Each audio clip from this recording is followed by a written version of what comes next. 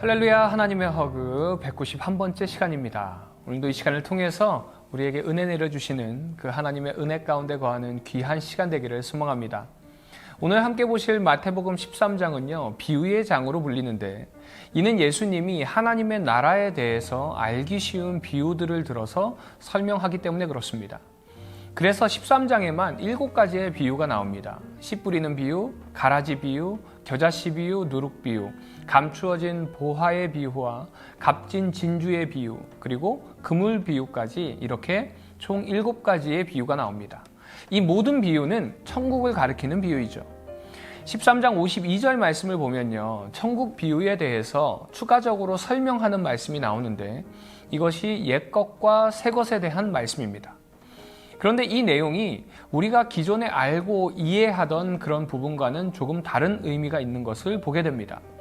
말씀을 보니까 이렇게 되어 있습니다. 천국의 제자된 서기관마다 마치 새것과 옛것을 그 곳간에서 내오는 집주인과 같으니라 라고 말씀하세요.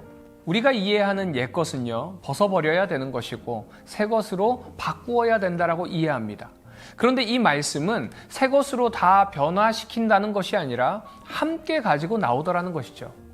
여기서 말씀하는 옛것의 의미는요, 구약과 율법을 의미합니다. 그리고 새 것은 예수님으로 인해 우리에게 주어진 복음을 의미하죠. 그런데 예수님께서는 이 옛것이 필요 없는 것이 아니라는 것입니다.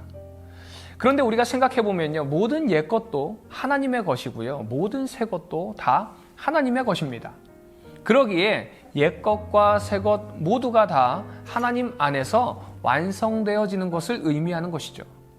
우리가 이 급변하는 현대사회 속에서 너무도 많은 변화를 맞이하면서 살아가고 있습니다.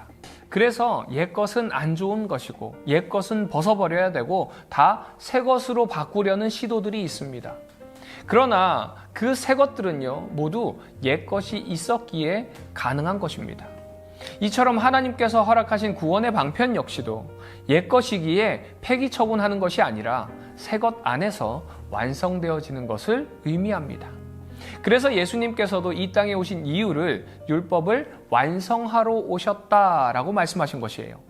사랑하는 우리 비전의 가족 여러분, 우리 교회 안에도요, 수많은 세대들이 함께 예배를 드립니다.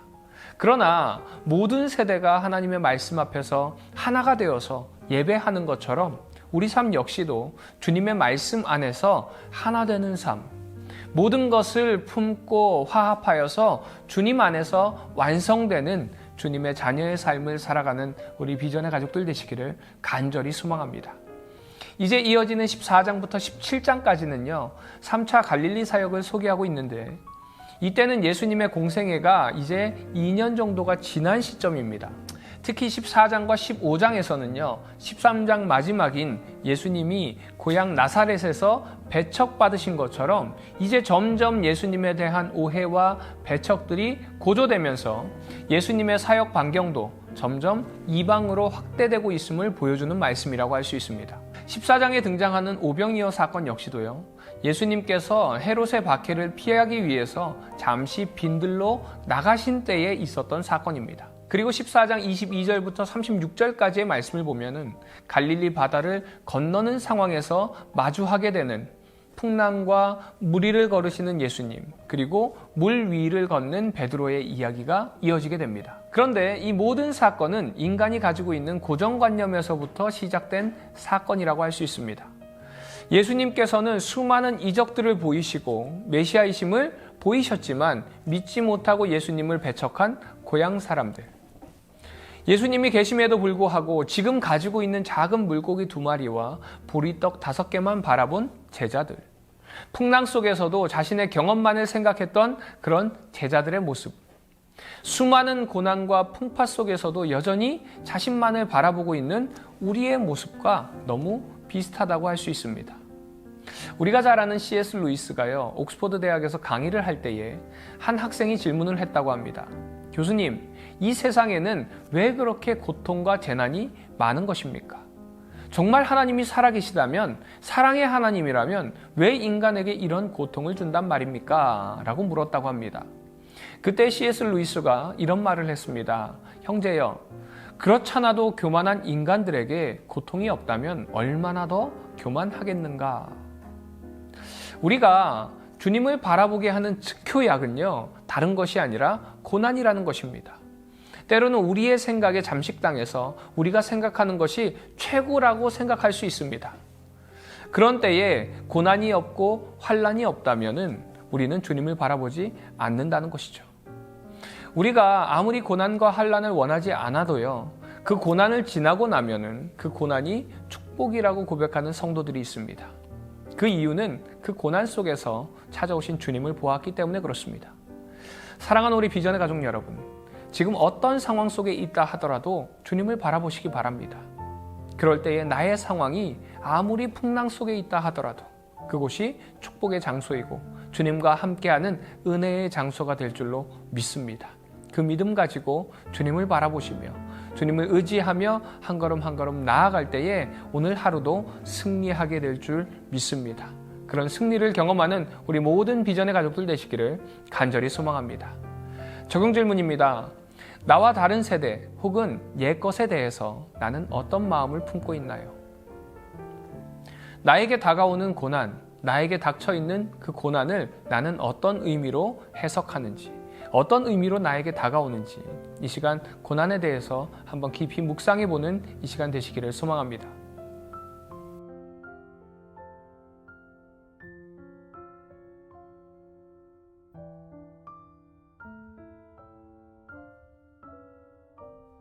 마태복음 13장. 그날 예수께서 집에서 나가사 바닷가에 앉으심에 큰 무리가 그에게로 모여들거늘 예수께서 배에 올라가 앉으시고 온 무리는 해변에 서 있더니 예수께서 비유로 여러 가지를 그들에게 말씀하여 이르시되 씨를 뿌리는 자가 뿌리러 나가서 뿌릴새 덜어는 길가에 떨어짐에 새들이 와서 먹어버렸고 덜어는 흙이 얕은 돌밭에 떨어짐에 흙이 깊지 아니하므로 곧 싹이 나오나 해가 돋은 후에 타서 뿌리가 없으므로 말랐고 덜어는 가시떨기 위에 떨어짐에 가시가 자라서 기운을 막았고 덜어는 좋은 땅에 떨어짐에 어떤 것은 100배 어떤 것은 60배 어떤 것은 30배의 결실하였느니라. 귀 있는 자는 들으라 하시니라. 제자들이 예수께 나와 이르되 어찌하여 그들에게 비유로 말씀하시나이까? 대답하여 이르시되 천국의 비밀을 아는 것이 너희에게는 허락되었으나 그들에게는 아니 되었나니 무릇 있는 자는 받아 넉넉하게 되되 없는 자는 그 있는 것도 빼앗기리라. 그러므로 내가 그들에게 비유로 말하는 것은 그들이 보아도 보지 못하며 들어도 듣지 못하며 깨닫지 못함이니라. 이사야의 예언이 그들에게 이루어졌으니 일렀으되 너희가 듣기는 들어도 깨닫지 못할 것이요 보기는 보아도 알지 못하리라. 이 백성들의 마음이 완악하여져서 그 귀는 듣기에 둔하고 눈은 감았으니 이는 눈으로 보고 귀로 듣고 마음으로 깨달아 돌이켜 내게 고침을 받을까 두려워함이라 하였느니라.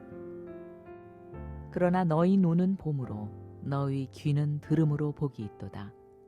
내가 진실로 너희에게 이르노니 많은 선지자와 의인이 너희가 보는 것들을 보고자 하여도 보지 못하였고 너희가 듣는 것을 듣고자 하여도 듣지 못하였느니라.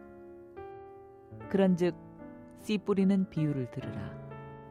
아무나 천국 말씀을 듣고 깨닫지 못할 때는 악한 자가 와서 그 마음에 뿌려진 것을 빼앗나니 이는 곧 길가에 뿌려진 자요 돌밭에 뿌려졌다는 것은 말씀을 듣고 즉시 기쁨으로 받되 그 속에 뿌리가 없어 잠시 견디다가 말씀으로 말미암아 환난이나 박해가 일어날 때에는 곧 넘어지는 자요 가시떨기에 뿌려졌다는 것은 말씀을 들으나 세상의 염려와 재물의 유혹에 말씀이 막혀 결실하지 못하는 자요 좋은 땅에 뿌려졌다는 것은 말씀을 듣고 깨닫는 자니 결실하여 어떤 것은 100배 어떤 것은 60배 어떤 것은 30배가 되느니라 하시더라.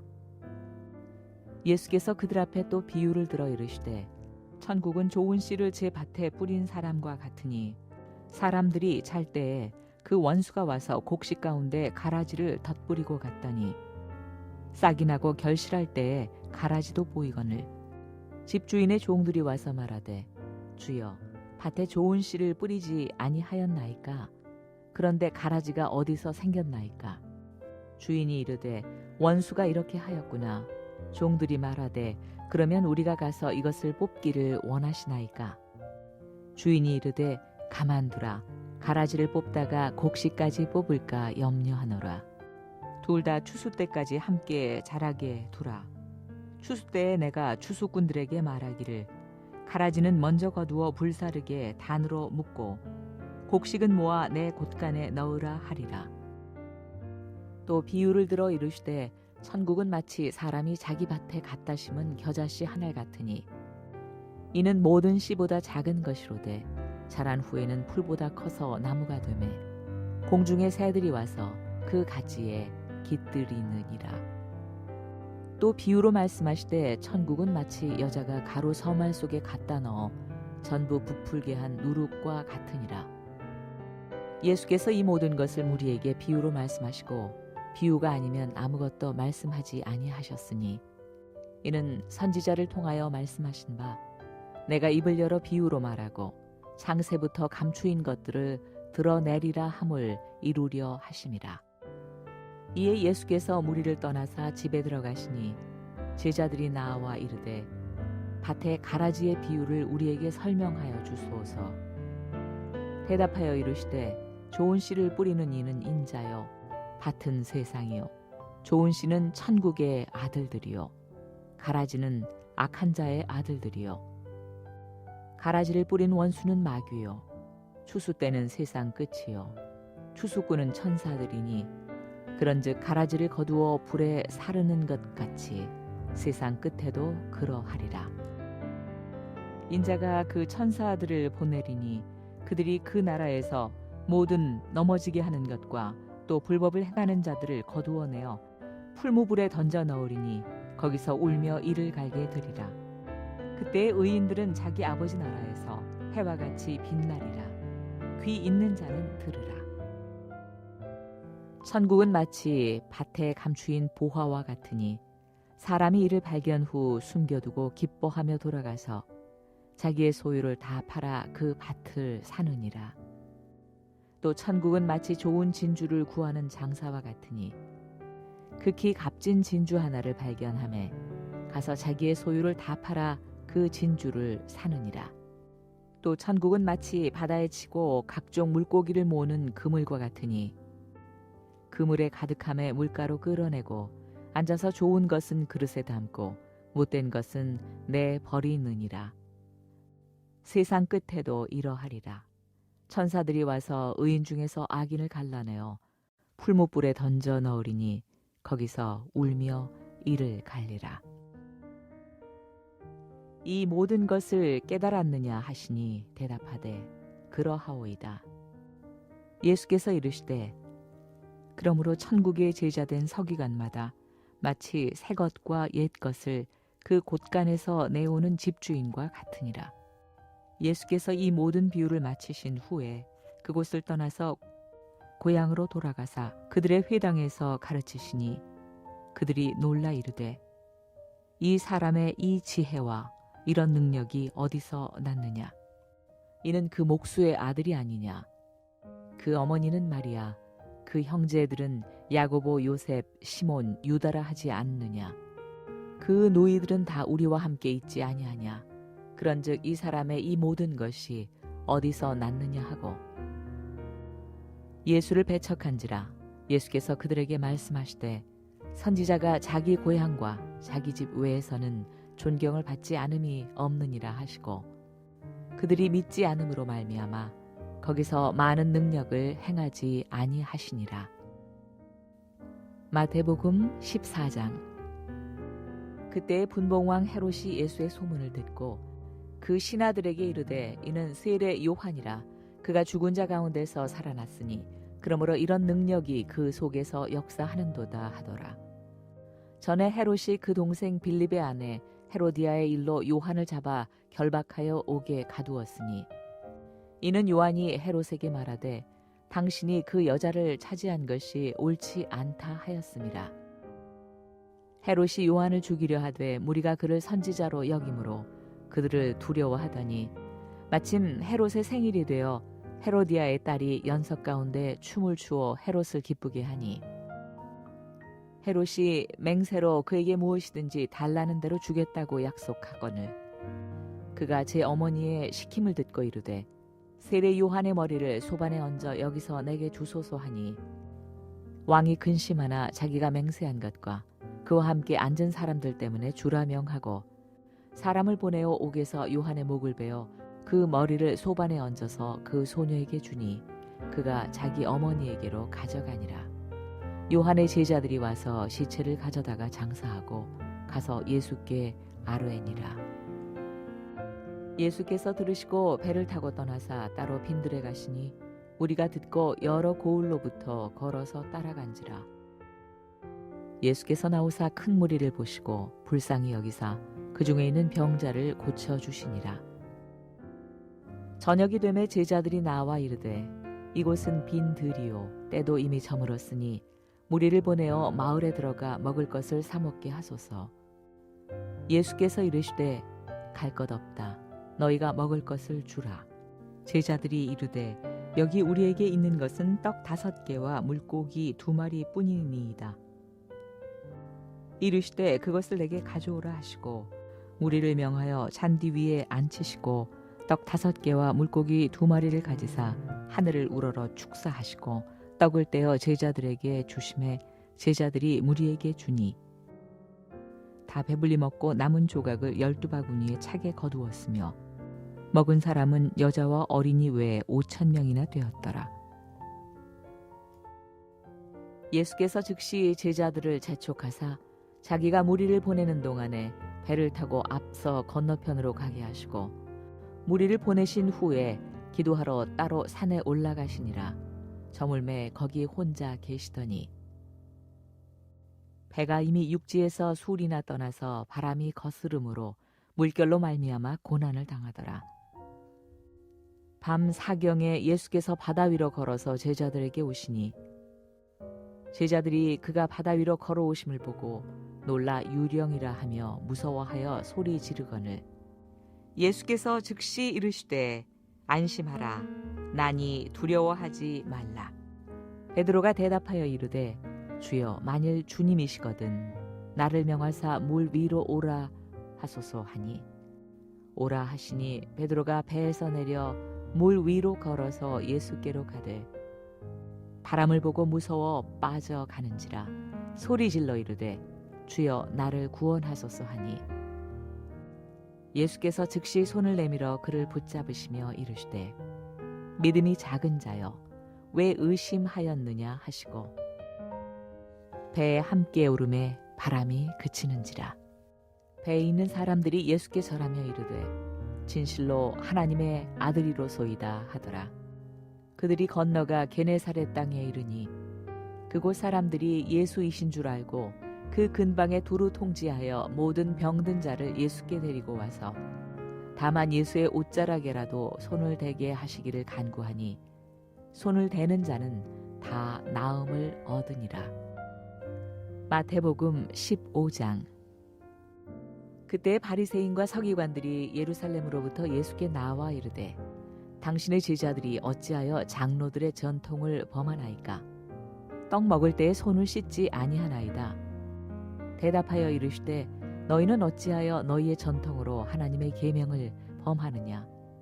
하나님이 이르셨으되 내 부모를 공경하라 하시고 또 아버지나 어머니를 비방하는 자는 반드시 죽임을 당하리라 하셨거늘 너희는 이르되 누구든지 아버지에게나 어머니에게 말하기를 내가 드려 유익하게 할 것이 하나님께 드림이 되었다고 하기만 하면 그 부모를 공경할 것이 없다 하여 너희의 전통으로 하나님의 말씀을 폐하는도다. 외식하는 자들아 이사야가 너희에 관하여 잘 예언하였도다 일렀으되 이 백성이 입술로는 나를 공경하되 마음은 내게서 멀도다. 사람의 계명으로 교훈을 삼아 가르치니 나를 헛되이 경배하는도다 하였느니라 하시고 무리를 불러 이르시되 듣고 깨달으라. 입으로 들어가는 것이 사람을 더럽게 하는 것이 아니라 입에서 나오는 그것이 사람을 더럽게 하는 것이니라. 이에 제자들이 나와 이르되 바리새인들이 이 말씀을 듣고 걸림이 된 줄 아시나이까? 예수께서 대답하여 이르시되 심은 것마다 내 하늘 아버지께서 심으시지 않은 것은 뽑힐 것이니 그냥 두라. 그들은 맹인이 되어 맹인을 인도하는 자로다. 만일 맹인이 맹인을 인도하면 둘이 다 구덩이에 빠지리라 하시니 베드로가 대답하여 이르되 이 비유를 우리에게 설명하여 주옵소서. 예수께서 이르시되 너희도 아직까지 깨달음이 없느냐? 입으로 들어가는 모든 것은 배로 들어가서 뒤로 내버려지는 줄 알지 못하느냐? 입에서 나오는 것들은 마음에서 나오나니 이것이야말로 사람을 더럽게 하느니라. 마음에서 나오는 것은 악한 생각과 살인과 간음과 음란과 도둑질과 거짓 증언과 비방이니 이런 것들이 사람을 더럽게 하는 것이요 씻지 않은 손으로 먹는 것은 사람을 더럽게 하지 못하느니라. 예수께서 거기서 나가사 두로와 시돈 지방으로 들어가시니 가나안 여자 하나가 그 지경에서 나와서 소리질러 이르되 주 다윗의 자손이여 나를 불쌍히 여기소서. 내 딸이 흉악하게 귀신 들렸나이다 하되 예수는 한 말씀도 대답하지 아니하시니 제자들이 와서 청하여 말하되 그 여자가 우리 뒤에서 소리를 지르오니 그를 보내소서. 예수께서 대답하여 이르시되 나는 이스라엘 집에 잃어버린 양 외에는 다른 데로 보내심을 받지 아니하였노라 하시니 여자가 와서 예수께 절하며 이르되 주여 저를 도우소서. 대답하여 이르시되 자녀의 떡을 취하여 개들에게 던짐이 마땅하지 아니하니라. 여자가 이르되 주여 올소이다마는 개들도 제 주인의 상에서 떨어지는 부스러기를 먹나이다 하니 이에 예수께서 대답하여 이르시되 여자여 내 믿음이 크도다. 내 소원대로 되리라 하시니 그때로부터 그의 딸이 나으니라. 예수께서 거기서 떠나사 갈릴리 호숫가에 이르러 산에 올라가 거기 앉으시니 큰 무리가 다리 저는 사람과 장애인과 맹인과 말 못하는 사람과 기타 여럿을 데리고 와서 예수의 발 앞에 앉힘에 고쳐주시니 말 못하는 사람이 말하고 장애인이 온전하게 되고 다리 저는 사람이 걸으며 맹인이 보는 것을 무리가 보고 놀랍게 여겨 이스라엘의 하나님께 영광을 돌리니라. 예수께서 제자들을 불러 이르시되 내가 무리를 불쌍히 여기노라. 그들이 나와 함께 있은지 이미 사흘임에 먹을 것이 없도다. 길에서 기진할까 하여 굶겨 보내지 못하겠노라. 제자들이 이르되 광야에 있어 우리가 어디서 이런 무리가 배부를 만큼 떡을 얻으리이까? 예수께서 이르시되 너희에게 떡이 몇 개나 있느냐?